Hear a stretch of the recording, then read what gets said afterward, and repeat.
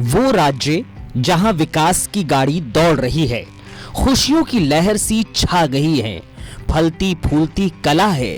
वो भूमि जहां के गांव-गांव से देशभक्ति की खुशबू आती है। वो पवित्र भूमि जहां सरस्वती के पावन तट पर वेदों की रचनाएं हैं और महाभारत के दौरान भगवान श्री कृष्ण ने अर्जुन को गीता का उपदेश यही दिया है।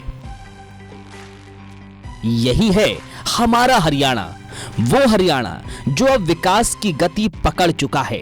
प्रदेश के हर गांव, हर ब्लॉक में विकास कार्य हो रहे हैं और ये सब संभव हो पाया है तो सिर्फ मुख्यमंत्री मनोहर लाल की वजह से।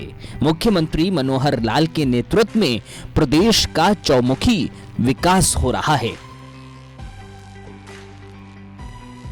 साइबर सिटी गुरुग्राम को विकास के लिए 26 करोड़ रुपए आवंटित किए गए।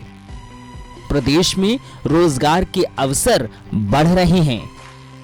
रोजगार बढ़ने से हरियाणा में बेरोजगारी खत्म होगी। किसानों की आय बढ़ाने के लिए सीएम मनोहर लाल फैसले ले रहे हैं। मछली पालन से कृषि क्षेत्र को और ज्यादा बढ़ावा मिल रहा है। शिक्षा, स्वास्थ्य, सुरक्षा, स्वावलंबन और स्वाभिमान, इन 5 मंत्रों को मुख्यमंत्री मनोहर लाल ने समाज तक पहुंचाया है। प्रदेश में जिस विकास के सपने हरियाणा वासी देखते थे, आज वो सपने साकार होते दिख रहे हैं, जिसका श्रेय जाता है मुख्यमंत्री मनोहर लाल को, जिन्होंने जनता के सपनों को अपने सपने मानकर सच कर दिखाया। हजारों करोड़ों की सौगात देकर मुख्यमंत्री मनोहर लाल ने विकास के पंखों को और मजबूती दी है। शिक्षा, स्वास्थ्य और इंफ्रास्ट्रक्चर में तो विकास हो ही रहा है। अब मुख्यमंत्री मनोहर लाल ने कृषि क्षेत्र में भी तेजी से विकास का प्रण ले लिया है। इसी कड़ी में उन्होंने किसानों की आय बढ़ाने के लिए मछली पालन को बढ़ावा दिया।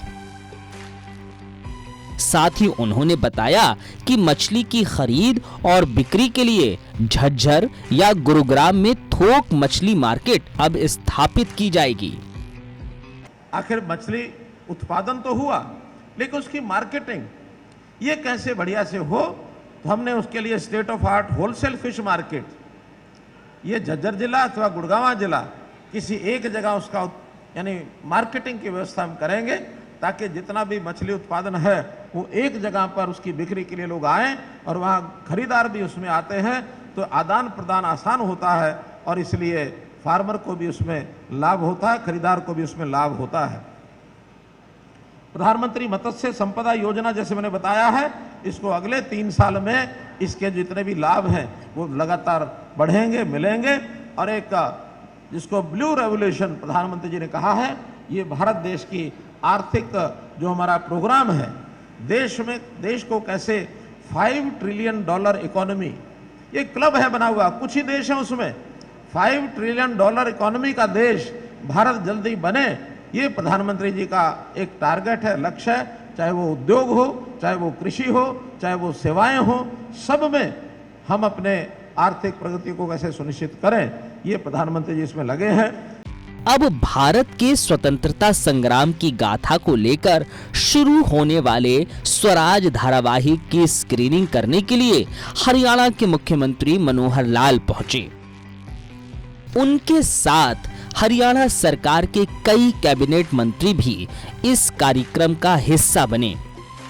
हरियाणा के मुख्यमंत्री मनोहर लाल ने सभी कैबिनेट मंत्रियों के साथ स्वराज धारावाहिक के 2 एपिसोड भी देखे और इस खास अवसर पर उन्होंने संबोधित भी किया। हरियाणा विधानसभा के अध्यक्ष ज्ञानचंद गुप्ता, हरियाणा के स्वास्थ्य मंत्री अनिल विज समेत कई और मंत्री यहां उपस्थित रहे।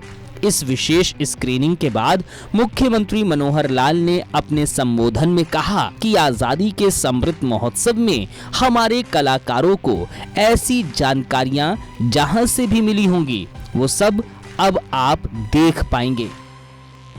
दूरदर्शन ने ये बेड़ा उठाया है कि आजादी के अमृत महोत्सव के चलते 75 एपिसोड प्रसारित किए जाएंगे। वो है ये जो स्वराज शब्द है। स्वराज शब्द के कई मायने ले लिए गए। एक मायना ले लिया गया इसका स्वशासन, स्वतंत्र। तंत्र हमारा है, शासन हमारा है, तो स्वराज हो गया। वास्तव में इससे भी आगे स्वराज की गाथा हमारे देश के इतिहास से, हमारे देश की संस्कृति से, हमारे संस्कारों से, हमारी भाषा से, हमारे धर्म से शुरू होती है। तो वो चीजें हमको नई पीढ़ी को भी बतानी पड़ेंगी। और देश आजादी के 100 साल के बाद तक अगर हम जनता को बता सकें कि स्वराज क्या है, स्वशासन क्या है, स्वतंत्रता क्या है, तो वास्तव में स्वराज ये 100 साल के काल होने पर भी हम उन चीजों को उभार सकें, ला सकें और उस दिशा में आगे बढ़ सकें, ये आज की आवश्यकता है। तो मैं देश के प्रधानमंत्री जी का भी अभिनंदन करता हूं कि उन्होंने 2020 में जब आजादी के अमृत महोत्सव की ये योजना उस समय बताई थी, और इस अमृत महोत्सव का ये जो काल लगातार 2 साल तक का ये कार्यक्रम मनाने की बात की गई है, उसी के अंतर्गत इस कड़ी को हम शुरू कर रहे हैं। और ये शुरू होने के बाद हम लोग कोशिश करेंगे कि सभी संस्थाओं में, स्कूलों में, कॉलेजेस में और अन्य भी संस्थाएं या जहां कहीं ऐसे पब्लिक फंक्शंस होते हैं, कार्यक्रम होते हैं, उसमें भी इनका विमोचन, इनका जो मंचन किया जाए, इनका चर्चा की जाए, जिक्र किया जाए, इन कथा कहानियों के बारे में बात आए। हरियाणा की मिट्टी से देशभक्ति की खुशबू आती है। हरियाणा वासियों की रगों में देश प्रेम का खून और अधिक दौड़ता है। इसी कड़ी में मुख्यमंत्री मनोहर लाल भी अक्सर अपने संबोधन के दौरान देशभक्तों को याद करते रहे हैं। उनको याद करते हैं जो देश के लिए खुशी खुशी शहीद हो गए।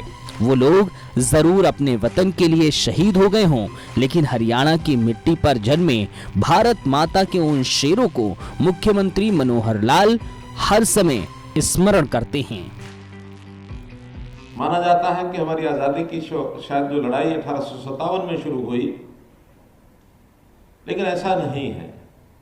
इससे पूर्व भी अनेकों ऐसे क्रांतिकारी हुए, शहीद हुए, ऐसी शख्सियतें हुई जिन्होंने इस देश की आजादी के लिए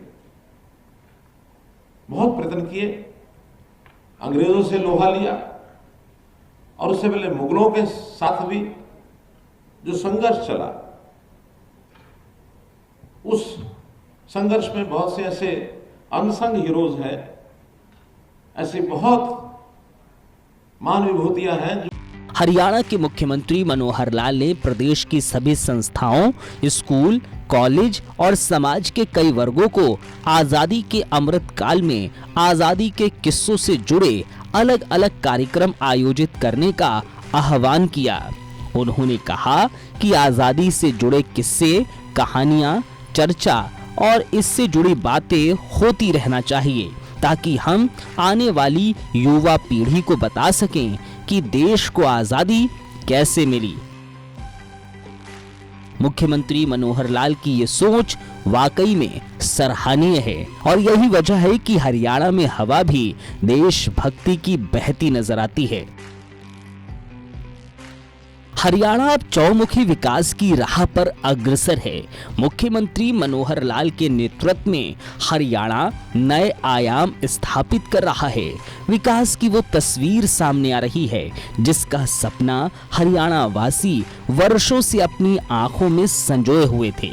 ये सब मनोहर सरकार की प्रतिबद्धता और संकल्प ने ही कराया है, जिसने सत्ता संभालने के साथ ही विकास को सर्वोपरि माना और जनता की उम्मीदों को पूरा करने का काम किया। देश में मनोहर हरियाणा विकास की कहानी सुनहरे अक्षरों में लिख रहा है। और ये सब मनोहर सोच और मेहनत पर ही सफल हो रहा है और इसी तरह से हरियाणा आगे बढ़ रहा है।